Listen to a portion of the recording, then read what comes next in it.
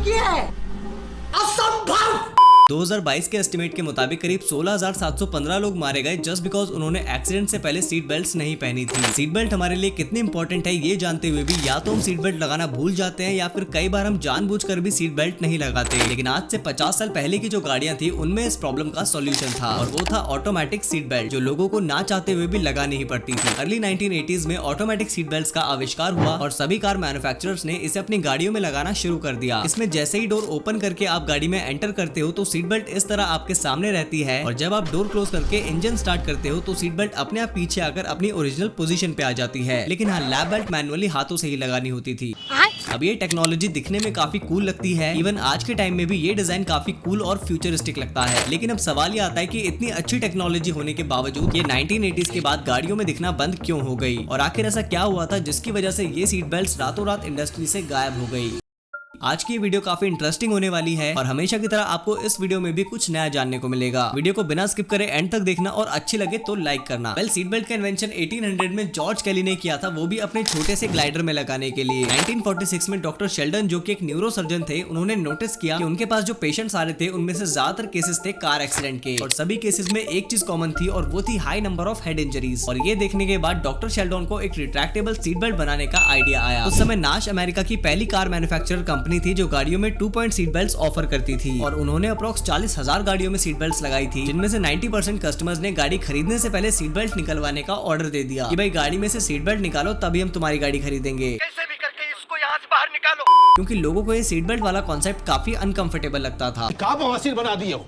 Ford ने भी 6 साल बाद अपनी गाड़ियों में सीट बेल्ट देना शुरू किया, लेकिन उन्हें भी सिर्फ 2% बायर्स ने खरीदा। हालांकि ये seat belt 2 pointed lab belt थी जिनसे वैसे भी कोई खास सेफ्टी नहीं मिलती थी। अब 1959 में जाके वॉल्वो के एक इंजीनियर नील्स बॉलिन ने 3 पॉइंटेड सीट बेल्ट का इन्वेंशन किया, जिसने मिलियंस ऑफ लोगों की जान बचाई। जहाँ 2 पॉइंट सीट बेल्ट पैसेंजर को सिर्फ नीचे से रोक कर रखती थी, वहाँ ये सीट बेल्ट पूरी बॉडी को सीट से बांध कर रखती थी। अब ऐसे इनोवेशंस के लिए मिलियंस ऑफ डॉलर्स का खर्चा आता है, इसीलिए वॉल्वो ने अपना ये डिजाइन पेटेंट करा लिया ताकि जो भी उनका डिजाइन यूज करे तो वॉल्वो उनसे एक लाइसेंस फी चार्ज कर सके। और अगर वॉल्वो चाहती तो वो इससे मिलियंस ऑफ डॉलर्स कमा सकती थी, लेकिन वॉल्वो का दिल काफी बड़ा था, तो उन्होंने इसका लाइसेंस सभी कार कंपनीज के लिए फ्री कर दिया ताकि ये लाइफ सेविंग टेक्नोलॉजी हर कार में आ सके और लोगों की जान बच सके। अब 1970 में सभी के लिए सीट बेल्ट को कंपलसरी कर दिया गया, लेकिन पब्लिक की तरफ से अभी भी इसे कोई हरी झंडी नहीं मिल रही थी, क्योंकि सीट बेल्ट काफी अनकंफर्टेबल थी और लोगों को लगता था कि भाई जब गाड़ी हमने खरीदी है तो सीट बेल्ट लगाना है ना लगाना ये भी तो हमारी चॉइस हुई। बात तो सही है। तो लोगों ने प्रोटेस्ट किया और प्रोटेस्ट में अपनी गाड़ियों की सीट बेल्ट ही काटनी शुरू कर दी। यहाँ तक कि ये लोग कोर्ट में भी चले गए ये बोलते हुए कि उनके सिविल राइट्स उनसे छीने जा रहे हैं। लेकिन 1975 में ऑटोमेटिक सीट बेल्ट आई और उसने सारा गेम चेंज कर दिया। वॉक्सवैगन वो पहली कंपनी थी जिसने अपनी कार में ऑटोमेटिक सीट बेल्ट इंस्टॉल की थी, जिसके बाद धड़ल्ले से ये टेक्नोलॉजी कार्स में आने लगी। लेकिन थोड़े टाइम बाद ये लाइफ सेविंग टेक्नोलॉजी एक मजाक बनकर रह गया। Now what happened to them?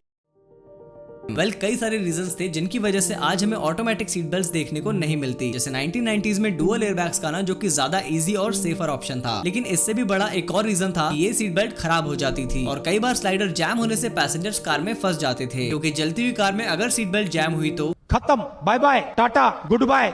दूसरा रीजन था कि इसमें सिर्फ चेस्ट वाला पार्ट ही ऑटोमेटिक होता था, जिस वजह से लोग अक्सर लैप वाली बेल्ट को इग्नोर करते थे और बिना लैप बेल्ट के एक्सीडेंट में वो स्टीयरिंग के नीचे घुस जाते थे। तीसरा रीजन था side curtain airbag. Automatic seat belt का स्लाइडर फर्स्ट और सेकंड पिलर के बीच में था और कर्टेन एयरबैग भी वहीं लगना था, इसीलिए भी इसे हटाना पड़ा। इन्हीं कुछ रीजंस की वजह से ये टेक्नोलॉजी रातों रात फ्लॉप हो गई। अब अगर ये वीडियो आपको पसंद आई तो प्लीज लाइक शेयर सब्सक्राइब कर देना। मिलते हैं नेक्स्ट वीडियो में।